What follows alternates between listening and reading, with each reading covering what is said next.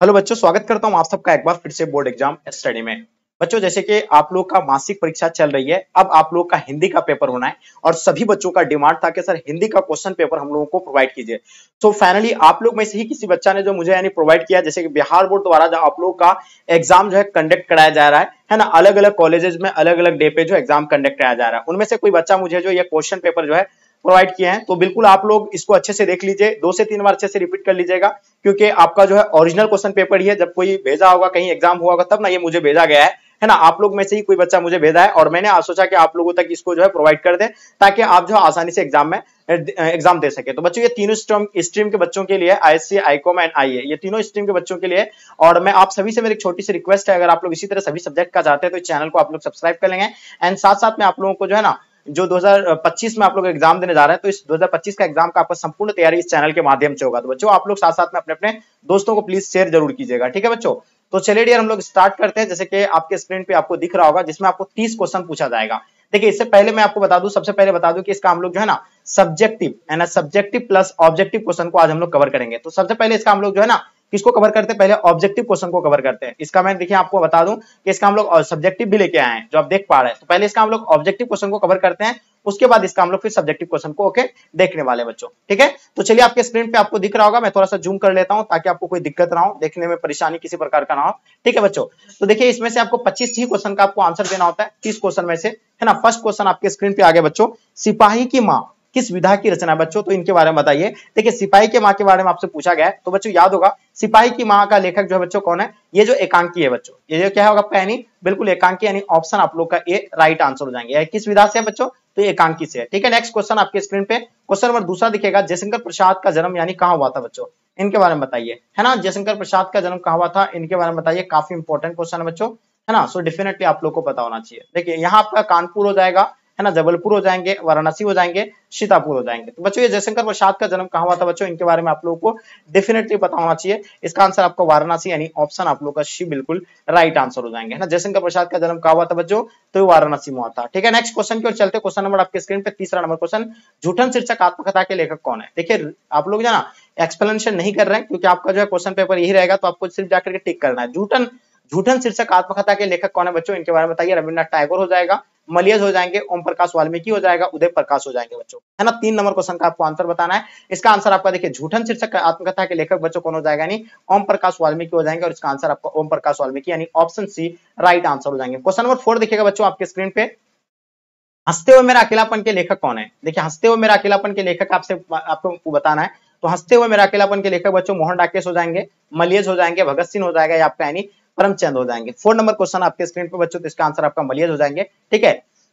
देखिए, हंसते हुए मेरा अकेलापन के लेखक कौन हो जाएगा बच्चों, यानी मलियज हो जाएंगे। इसका आंसर आप लोग का बी बिल्कुल राइट आंसर हो जाएंगे, ओके। क्वेश्चन नंबर 5 देखिएगा, झूठन किस विधा की रचना है ना। झूठन का लेखक तो ओम प्रकाश वाल्मीकि है, लेकिन ये जो आपका यानी क्या है, आत्मकथा है, नाटक है, तो ये आपका आत्मकथा होगा। और इसका आंसर जो बच्चे आप लोग आत्मकथा टिक किए हैं, बिल्कुल बच्चों आपका आंसर परफेक्ट आंसर हो जाएंगे, ओके। क्वेश्चन नंबर 6 देखिएगा आपके स्क्रीन पे, परगीत और समाज साहित्य किस विधा की रचना बच्चों, तो आलोचनात्मक संबंध हो जाएगा, ललित निबंध हो जाएंगे, आत्मकथा हो जाएगा, नाटक हो जाएंगे बच्चों। देखिए, परगीत और समाज के बारे में आपको बताना है, तो ये आपका हो जाएगा बच्चों, क्या हो जाएगा, 6 का आपका आंसर हो जाएंगे, यानी आलोचनात्मक निबंध, यानी ऑप्शन आप लोग का ए बच्चों बिल्कुल राइट आंसर हो जाएंगे, ओके। चलिए, क्वेश्चन नंबर 7 देखिएगा आपके स्क्रीन पे, उसने कहा था कि रचना जो वर्ष यानी कौन सा है। देखिए, उसने कहा था कि लेखक कौन है बच्चों, चंद्रधर शर्मा गुलेरी, और ये इसका रचना जो बच्चों कब हुआ था, 1915 को। तो ये बिल्कुल आप लोगों का आंसर बी मतलब सी जो है ना परफेक्ट आंसर हो जाएंगे बच्चों।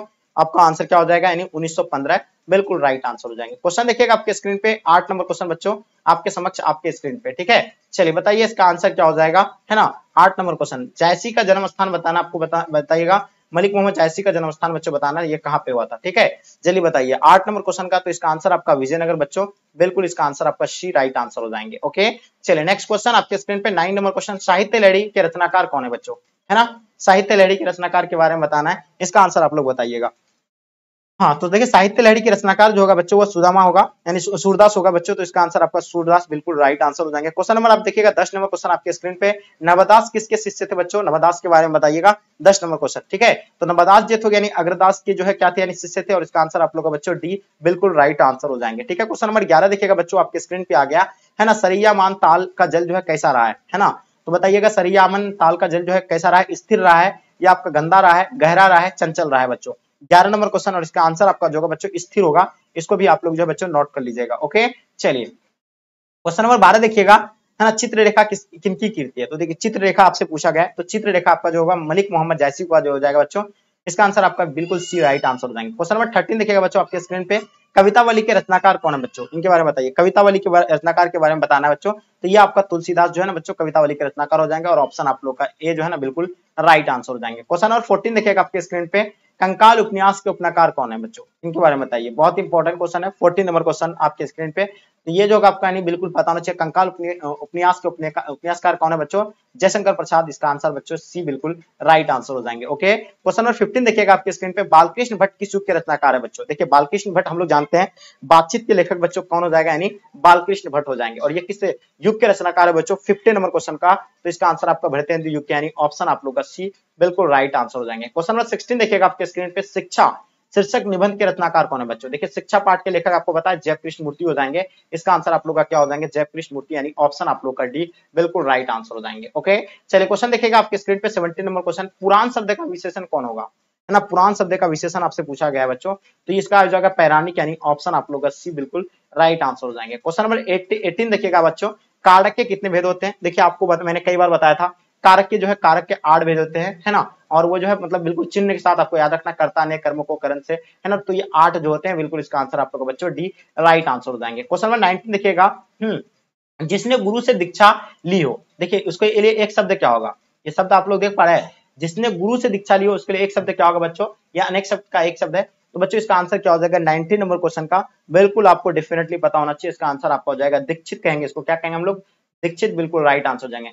चमक शब्द है जो है कौन सा लिंग होगा? तो चमक जो है ये चमक रही है, यानी बिल्कुल ये आपका स्त्रीलिंग हो जाएंगे, यानी ऑप्शन आप लोग का बी बिल्कुल राइट आंसर हो जाएंगे। 21 देखिएगा बच्चों आपके स्क्रीन पे, दिवाली शब्द जो आपका यानी कौन सा संज्ञा होगा? है ना, व्यक्तिवाचक हो जाएंगे, भाववाचक हो जाएंगे, है ना, जातिवाचक हो जाएंगे, समूहवाचक हो जाएंगे। तो दिवाली की अगर बात किया जाए बच्चों, तो दिवाली जो होगा आपका यानी कौन सा हो जाएगा? व्यक्तिवाचक हो जाएंगे बच्चों। आगे देखिएगा आपके स्क्रीन पे 22 नंबर क्वेश्चन, है ना, यथिष्ठ, यथिष्ठ शब्द जो आपका संधि विच्छेद बताना है यथिष्ठ शब्द का, तो इसका संधि विच्छेद क्या हो जाएगा बच्चों? 22 का बिल्कुल आपको डेफिनेटली पता होना चाहिए, यथिष्ठ का यथा जो इष्ट हो जाएंगे, यानी ऑप्शन आप लोग का बी बिल्कुल राइट आंसर हो जाएंगे। क्वेश्चन नंबर 23 देखिएगा, जाता रहा था किस पदबंध का उदाहरण है बच्चों? ये बताइए 23 का, तो ये जो होगा आपका यानी संज्ञा पदबंध हो जाएंगे, यानी ऑप्शन आप लोग का सी राइट आंसर हो जाएंगे। क्वेश्चन नंबर 24 देखिएगा आपके स्क्रीन पे, नीलगाय शब्द कौन समास है बच्चों? बताइए 24 को आपको बताना है, नीलगाय शब्द की अगर बात किया जाए बच्चों, तो ये अविभाज्य समास हो जाएंगे, बिल्कुल इसका आंसर आप लोग का बी बिल्कुल राइट आंसर हो जाएंगे बच्चों। क्वेश्चन नंबर 25 देखिएगा आपके स्क्रीन पे, नकलची शब्द में कौन सा प्रत्यय हो जाएगा?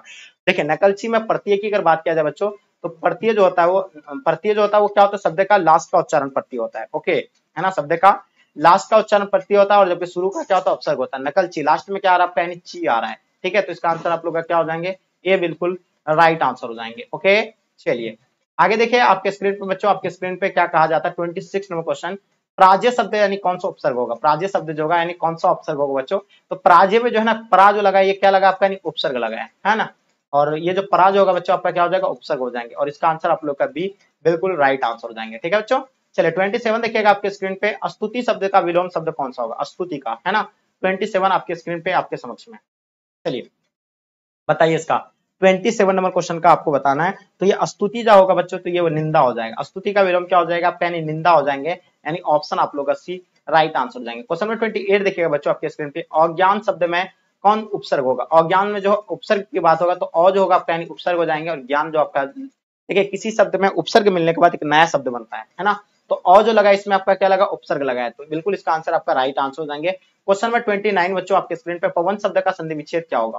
है ना, पवन शब्द का संधि विच्छेद आपको बताना है, तो इसका आंसर क्या हो जाएगा? तो संधि विच्छेद अगर करते हैं बच्चों, तो इसका आंसर आपका हो जाएगा पोज और अन हो जाएंगे। क्या हो जाएगा? पोज और अन हो जाएंगे बच्चों, इसका आंसर आप लोग का बी बिल्कुल राइट आंसर हो जाएंगे। क्वेश्चन नंबर 30 देखिएगा आपके स्क्रीन पे, अनल शब्द का पर्यायवाची कौन सा होगा? तो अनल मतलब क्या होता है? आग होता है। क्या होता है बच्चों? आग होता है, ठीक है, अनल का आग होता है, इसका आंसर आप लोग का डी बिल्कुल राइट आंसर हो जाएंगे। ओके, चलिए अब हम लोग इसका सब्जेक्टिव क्वेश्चन को देखेंगे बच्चों, जो खंड ब में आपका जितने सारे सब्जेक्टिव क्वेश्चन है उसको आपको सॉल्व करना है।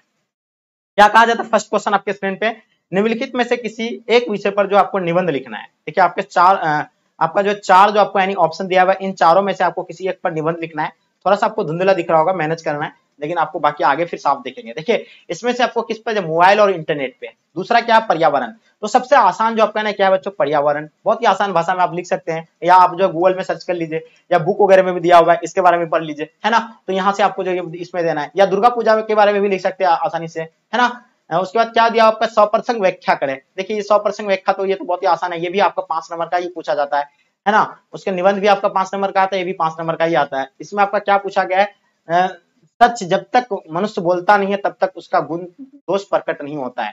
तो ये आपका 100% व्याख्या करना है, इसके बारे में आपको जो है डिटेल से पूरी तरह से बताना है। ये सही में कहा जाता है, जब अगर आप लोग अपने बारे में अगर खुद से अगर नहीं बोलेंगे तो उसका जो प्रकट, उसके बारे में हम लोग नहीं जान पाते हैं। ठीक है, मैंने एग्जाम्पल आपको दिया था, अगर कोई साथ में आप ट्रेवल कर रहे कहीं, आपके साथ कोई अगर IAS ऑफिसर अगर बैठा हुआ है और आप अगर उसके साथ बैठे हुए हैं, और वो सिंपल एकदम साधारण ड्रेस में आप भी उसके साथ बैठे, लेकिन उसको आप पहचान नहीं पाइएगा जब तक उससे आप बात नहीं कीजिएगा, या उसका बात से माध्यम से, या आपसे वो बात नहीं करेंगे, तब तक आप उसको जो है पहचान नहीं सकते हैं, है ना। तो उसके गुण को आप जो है नहीं देख सकते। तो यहाँ आपसे क्या पूछा गया, सच जब तक मनुष्य बोलता नहीं तब तक उसका गुण दोष प्रकट नहीं होता है ना। तो जब तक नहीं बोलेंगे तब तक जो उसका गुण दोष प्रकट नहीं होता है बच्चों। या अथवा में दिया हुआ है, इसको आप लिखना है चाहेंगे तो, या उसको लिखे, उसको अगर नहीं लिखना पाएंगे तो आप इसका भी दे सकते हैं। ठीक है बच्चों, चलिए उसका तीसरा क्वेश्चन देखिएगा, पासबुक खो जाने की शिकायतें बैंक मैनेजर को पत्र लिखकर करें। देखिए पासबुक खो जाने के संबंध में आपको जो है क्या लिखना है, एक जो है क्या लिखना है, आवेदन लिखना है।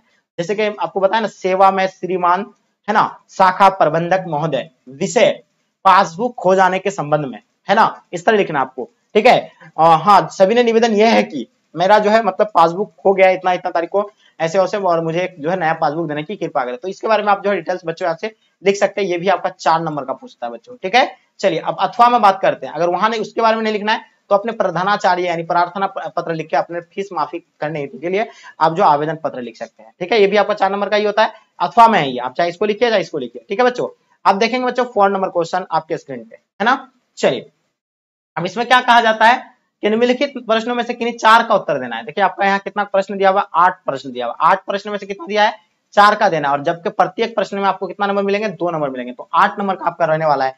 तो बच्चे देखिए हरचरना कौन है ना, या मानक और सिपाही एक दूसरे से क्यों मारना चाहते थे, मानक और सिपाही एक दूसरे को क्यों मारना चाहते थे, नागरिक क्यों व्यस्त है, क्या उनकी व्यवस्था जायज है, व्यस्त जायज है ना, गद्य कविता किसे कहते हैं, लहना सिंह कौन था, गैंग्रीन क्या है, बुद्ध ने आनंद से क्या क्या बाजा बजाना क्या अर्थ क्या है, अधिनायक शीर्षक पाठ के अनुसार लिखें। ये देखिए ये आप लोगों का जो है ना इतना क्वेश्चन है, इसमें से आपको कितना लिखना, मात्र 4।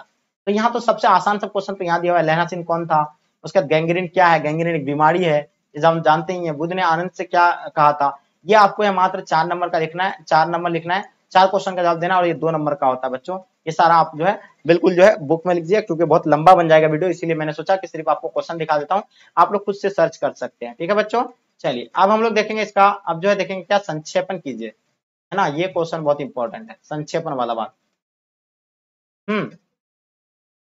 अब देखना आपको संक्षेपण वाली बात को देखना बच्चों, क्या पूछा गया आपसे, हाँ सॉरी, देखिए यहाँ आपसे क्या पूछा गया बच्चों, संक्षेपण कीजिए, क्या कहा गया है, यानी संक्षेपण करना है। देखिए संक्षेपण करने का मतलब समझ रहे हैं, यानी कोई आपका जो है ना, ये जो आपका यानी क्या दिया हुआ, कहानी के तौर पर दिया हुआ है, उसमें से आपको क्या लिखना है बच्चों, शॉर्ट में लिखना है, यानी शॉर्ट हैंड में लिखना है। यानी कहा जाए अगर ये आपका कितना 100 शब्द में होता है, तो 100 शब्द यानी चलो मान लो 110 शब्द में अगर हो गया, तो उसको 3 से डिवाइड करना है आपको, है ना। तो यहाँ आपका 3 से डिवाइड करना है, इसमें से जितना पड़ेगा उतना शब्द में आपको लिखना है ना बच्चों। चलिए तो इस तरह जो आपका यानी जैसे कि 120 आपका शब्द रहेगा, 3 से भाग लगाएंगे तो कितना हो जाएगा आपका, यानी है ना 40 वर्ड पे आपको लिखना है। अगर आपका कितना 120 शब्द में रहेगा तो उसको 3 से आपको डिवाइड करना है, जितना शब्द रहेगा, मान लो अगर 30 शब्द रहा तो 30 को 3 से भाग लगाएंगे, 10 शब्दों में इसका आंसर देना आपको। तो इस तरह करके जो आपका यानी संक्षेपण करना बच्चों। ठीक है, तो उम्मीद है कि ये चीज आपको बिल्कुल समझ में आ रही होगी बच्चों। तो ये था आप लोग का सब्जेक्टिव क्वेश्चन जो मैंने बताया आपको, इससे पहले इसका ऑब्जेक्टिव क्वेश्चन भी आप लोग सॉल्व कर लिए। और आप लोग जो बच्चे नए हैं, चैनल को आप लोग सब्सक्राइब